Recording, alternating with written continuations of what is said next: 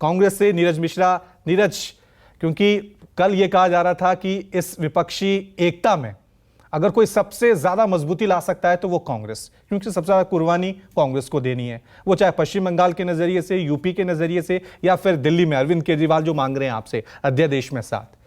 क्या हो गया ये आम आदमी पार्टी का, क्यों आपने नाराज कर दिया है? एक बड़ा सा लेटर लिख दिया है उन्होंने, जहां कांग्रेस होगी वहां हम साथ नहीं होंगे।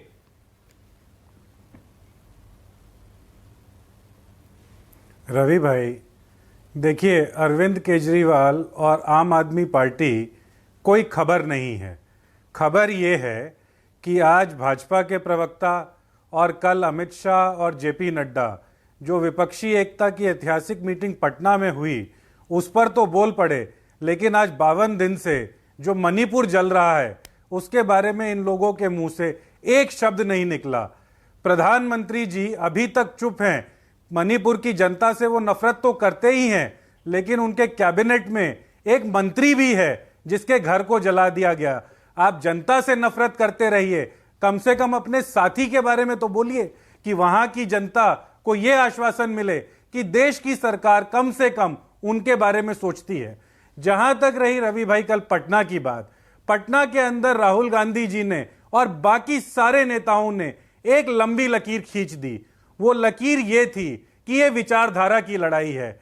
ये उस जनता से नफरत करने वाली भाजपा और नरेंद्र मोदी की जो सरकार है उसके खिलाफ जनता के हितों के लिए जो काम करेंगे उन सबको एक साथ आने के लिए कल वो लकीर खींच दी गई है। और कोई अपने आप को इससे दूर रखना चाहेगा तो देश की जनता देख रही है कि महंगाई के बारे में, भ्रष्टाचार के बारे में, अडानी जी के आज भी जो शेयर प्राइस गिरे हैं उसके बारे में, और देश के अंदर जो सामाजिक सौहार्द को तोड़ने का माहौल भाजपा ने बनाया है, अगर इन सब के बारे में कोई दल इन सारे दलों से दूरी बनाएगा जो इनके खिलाफ हैं, उसके बारे में देश की जनता ये समझ जाएगी कि वो भाजपा के लिए काम करती है। तो मोटी मोटी बात रवि भाई यही है कि देश की जनता को ये क्लियर मैसेज मिल गया है कि एक तरफ देश को तोड़ने वाली नरेंद्र मोदी की राजनीति है, दूसरी तरफ देश को जोड़ने वाली, संविधान को आगे लेकर चलने वाली कांग्रेस और बाकी नीरज भाई, लेकिन मोटी मोटी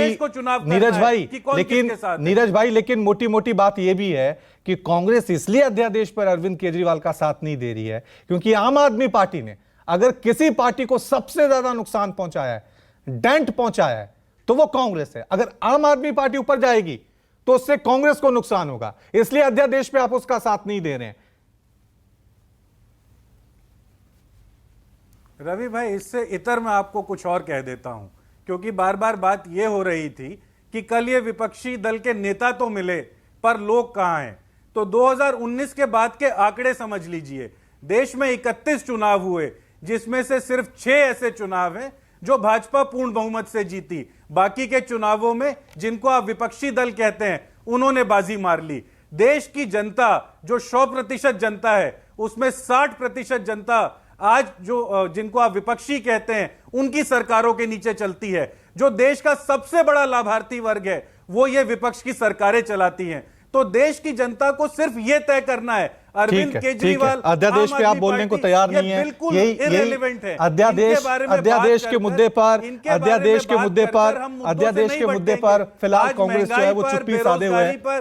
संविधान की रक्षा करने पर और मोहब्बत की राजनीति के ऊपर हम सबको मिलकर बात करनी है। ठीक है, बाकी सारे